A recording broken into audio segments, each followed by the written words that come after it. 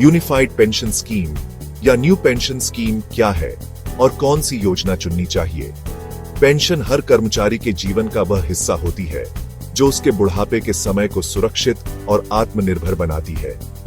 पहले के समय में जब सरकारी नौकरी मिलती थी तो साथ में यह विश्वास भी मिलता था कि सेवानिवृत्ति के बाद नियमित पेंशन मिलेगी। लेकिन समय के साथ सरकार ने पेंशन सिस्टम में कई बदलाव किए।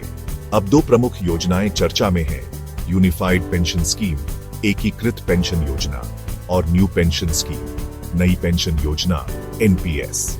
इस लेख में हम इन दोनों योजनाओं की पूरी जानकारी देंगे, इनकी तुलना करेंगे और यह जानने की कोशिश करेंगे कि किसे कौन सी योजना चुननी चाहिए। पुरानी पेंशन योजना, ओल्ड पेंशन स्कीम में रिटायरमेंट के बाद कर्मचारियों को अंतिम वेतन का एक निश्चित प्रतिशत, आमतौर पर 50%, हर महीने पेंशन के रूप में मिलता था।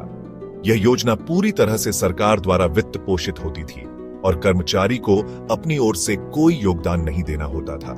मुख्य विशेषताएं: अंतिम वेतन का 50% पेंशन के रूप में मिलता था, महंगाई भत्ते, डीए के साथ पेंशन में समय समय पर वृद्धि, आजीवन पेंशन और जीवन साथी को भी लाभ। नई पेंशन योजना, एनपीएस को जनवरी 2004 में लागू किया गया।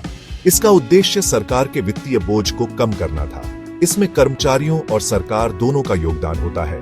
मुख्य विशेषताएं: कर्मचारी की मूल सैलरी का 10% योगदान, सरकार द्वारा भी 10%, अब बढ़कर 14%। यह एक डिफाइंड कंट्रीब्यूशन योजना है, यानी जितना योगदान उतना लाभ। पेंशन पूरी तरह बाजार आधारित है। 60 वर्ष की आयु पर फंड का 60% हिस्सा टैक्स फ्री निकाला जा सकता है, बाकी से जीवन भर की पेंशन मिलती है। यह योजना PFRDA, pension fund regulatory and development authority द्वारा संचालित होती है। यूनिफाइड पेंशन स्कीम का तात्पर्य ऐसी योजना से है जिसमें केंद्र व राज्य सरकारों के सभी कर्मचारी एक ही प्रकार की पेंशन व्यवस्था के अंतर्गत लाए जाएं। ये एक प्रकार का मानकीकरण, स्टैंडर्डाइजेशन है, ताकि कर्मचारियों में असमानता ना हो। यूनिफाइड पेंशन स्कीम का मुख्य उद्देश्य है एनपीएस को अधिक पारदर्शी बनाना, ओपीएस और एनपीएस के बीच अंतर को मिटाना, सरकारी कर्मचारियों को सामाजिक सुरक्षा देना, पेंशन को सुनिश्चित करना, गारंटीड पेंशन। हालांकि फिलहाल यह योजना पूरी तरह लागू नहीं हुई है, लेकिन कई राज्यों में इसे लागू करने की मांग उठ रही है।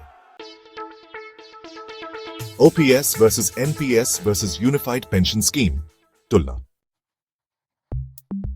यह इस बात पर निर्भर करता है कि आप किस प्रकार की सुरक्षा चाहते हैं। यदि आप निश्चित और आजीवन पेंशन चाहते हैं तो पुरानी पेंशन योजना ओपीएस बेहतर है। इसमें सरकार की ओर से जीवन भर पेंशन मिलती है और किसी प्रकार का जोखिम नहीं होता। यदि आप लंबी अवधि का निवेश और लचीलापन चाहते हैं तो एनपीएस एक अच्छा विकल्प हो सकता है।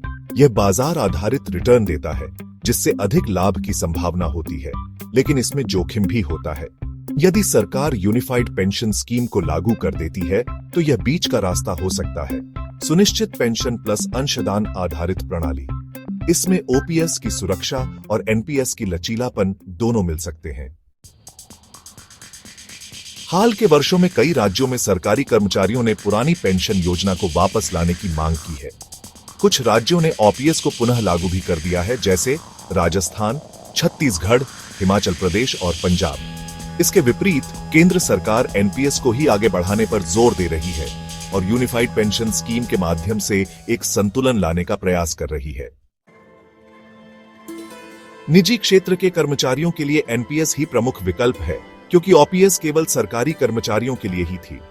एनपीएस के लाभ: निजी कर्मचारियों के लिए उच्च रिटर्न की संभावना, टैक्स बचत, धारा 80 सीसीडी 1, 80 सीसीडी 1B और लंबी अवधि का निवेश। निष्कर्ष: कौन सी योजना चुने? पेंशन योजना केवल वित्तीय निवेश नहीं, बल्कि भविष्य की सुरक्षा होती है। सरकार को भी यह समझने की जरूरत है कि कर्मचारी की निष्ठा तभी तक बनी रहती है जब तक उसका भविष्य सुरक्षित होता है।